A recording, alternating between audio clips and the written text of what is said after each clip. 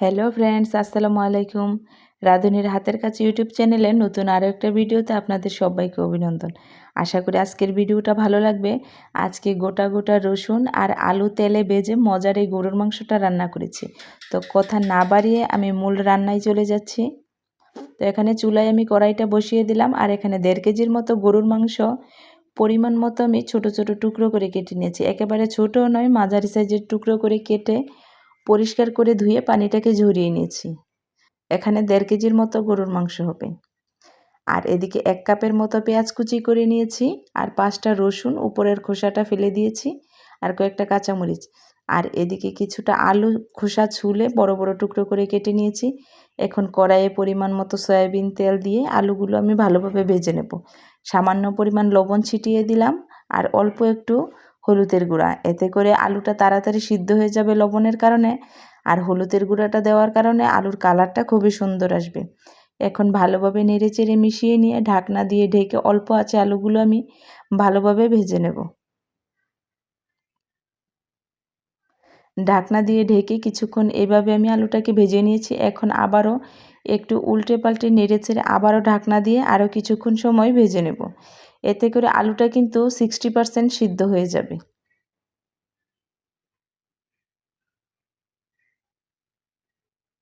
দেখুন, খুব সুন্দর কিন্তু আলুটা আমার ভাজা হয়ে গেছে। এখন সবগুলো আলু একে একে আমি একটা বাটিতে উঠিয়ে নিচ্ছি, আর তরকারিটা এখন চুলায় বসিয়ে দেব। বাকি যেই তেলটুকু ছিল সেই তেলের মধ্যে পরিমাণ মতো আমি তেজপাতা, লবঙ্গ, এলাচ, দারচিনি দিয়ে একটু ভেজে নিয়েছি। এখন 1 কাপ পেঁয়াজ কুচি দিয়ে দেব। যেহেতু মাংসের পরিমাণটা বেশি, সেহেতু 1 কাপের মতো পেঁয়াজ কুচি এখানে লাগবে। পেঁয়াজ কুচিটা দিয়ে এখন ভালোভাবে আমি ভেজে নেব। আরও অল্প কিছুটা তেল আমি এখানে অ্যাড করেছিলাম, তেলের পরিমাণটা কম ছিল। পেঁয়াজটাকে একটু ভালোভাবে ভেজে নেওয়ার পর এখানে দিয়ে দিলাম পরিমাণ মতো আদা আর রসুন বাটা। এখন আদা রসুন বাটাটার সাথে দিয়ে দিলাম অল্প পরিমাণ কাঠবাদাম, কাজু বাদাম, সাদা সরিষা আর লাল সরিষা বাটা। সবগুলো আমি একসাথে খুব মিহি করে বেটে নিয়েছিলাম। 1.5 চামচের মতো দিয়েছি। এখন ভালোভাবে কিছুক্ষণ সময় ভেজে নেওয়ার পর অল্প একটু পানি দিয়ে দিলাম, আর দিয়ে দিলাম হলুদের গুঁড়া, মরিচের গুঁড়া, ধনিয়া গুঁড়া, সামান্য পরিমাণ জিরার গুঁড়া আর পরিমাণ মতো লবণ দিয়ে মশলাটাকে খুব ভালোভাবে আমি কষিয়ে নেব।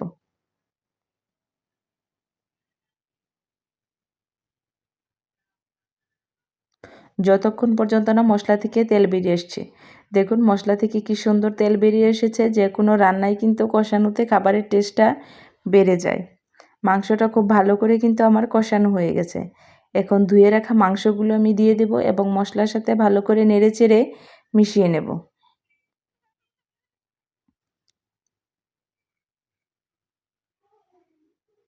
খুব ভালোভাবে মশলার সাথে কিন্তু আমার মেশানো হয়ে গেছে। এখন ঢাকনা দিয়ে ঢেকে অল্প আঁচে আমি মাংসটাকে কষিয়ে নেব। ঢাকনাটা উঠিয়ে দেখিয়ে দিচ্ছি। দেখুন মাংস থেকে কতটা পানি বেরিয়েছে। মাংস থেকে কিন্তু অনেকটা পরিমাণ পানি বেরিয়ে এসেছে। এখন ভালোভাবে নেড়েচেড়ে আবারও আমি ঢাকনা দিয়ে ঢেকে এই ঝোলটাকে একেবারে শুকিয়ে মাংসটাকে ভালোভাবে আমি কষিয়ে নেব। আর এই পর্যায়ে দিয়ে দিব সামান্য পরিমাণ গোলমরিচের গুঁড়া। গোলমরিচের গুঁড়াটা দেওয়ার কারণে কিন্তু রান্নার ফ্লেভারটা খুব ভালো আসে। আবারও নেড়েচেড়ে মিশিয়ে আরও কিছুক্ষণ সময় আমি ঢাকনা দিয়ে ঢেকে কষিয়ে নেব।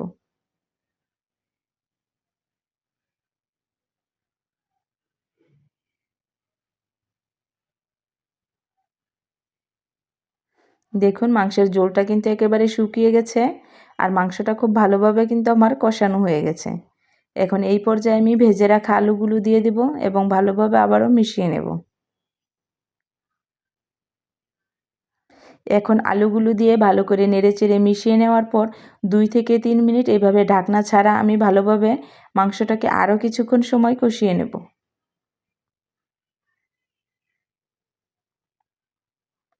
ভালোভাবে কষানো আমার হয়ে গেছে।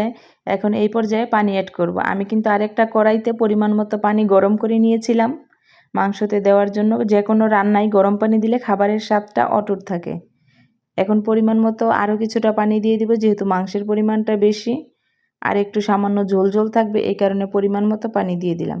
এখন ঢাকনা দিয়ে ঢেকে আমি রান্না করে নেব। এই পর্যায়ে চুলার জালটা কিন্তু বাড়িয়ে দেব। তরকারিতে কিন্তু আমার বলক উঠে এসেছে। এখন আবারও একটু নেড়ে চেড়ে দেব, আর দিয়ে দিব গোটা রসুন আমি এখানে 5টা রসুন নিয়েছি, আপনার ইচ্ছা করলে আরও কম বেশি করে দিতে পারেন। আর দিয়ে দিলাম 6টার মতো কাঁচামরিচ। আর দিয়ে দিলাম 1.5 চামচের মতো রাঁধুনি গরুর মাংসের মশলা।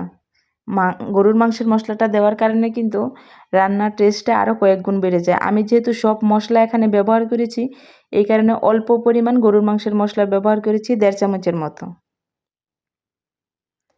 লবণটা দেখে নিয়েছি একটু কম ছিল, এই কারণে আর একটু লবণ দিয়ে দিলাম। আবার নেড়েচেড়ে মিশিয়ে ঢাকনা দিয়ে ঢেকে মাংসটাকে আমি ভালোভাবে রান্না করে নেব। এই পর্যায়ে দিয়ে দিব অল্প পরিমাণ জিরার গুঁড়া।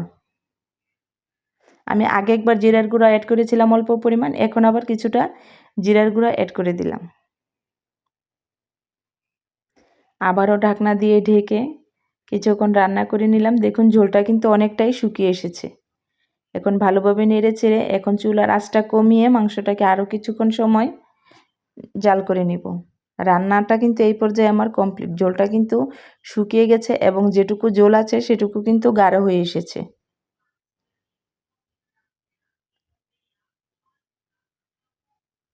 ভালোভাবে নেড়েচেড়ে নেওয়ার পর রান্নাটা কিন্তু আমার কমপ্লিট। চুলা থেকে নামিয়ে নেব।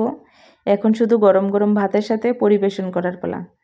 দেখুন মাংসটা কত ভালোভাবে সিদ্ধ হয়ে গেছে, একেবারে কিন্তু নরম হয়ে গেছে। আর এদিকে রসুনটাও কিন্তু একেবারে সিদ্ধ হয়ে গেছে। দেখুন চাপ দেওয়ার সাথে সাথে কিন্তু বেরিয়ে আসছে। এইভাবে অবশ্যই বাসায় একবার ট্রাই করে দেখবেন যে রান্না করলে খেতে কেমন হয়। তো আজকের ভিডিও এই পর্যন্তই। সবাই ভালো থাকবেন। আর আমার চ্যানেলে যদি নতুন হয়ে থাকেন প্লিজ চ্যানেলটিকে সাবস্ক্রাইব করে পাশে থাকা বেল বাটনটি অন করে দিবেন। এতে করে আমার পরবর্তী ভিডিও নোটিফিকেশন আকারে আপনাদের কাছে পৌঁছে যাবে। সবাইকে অসংখ্য ধন্যবাদ।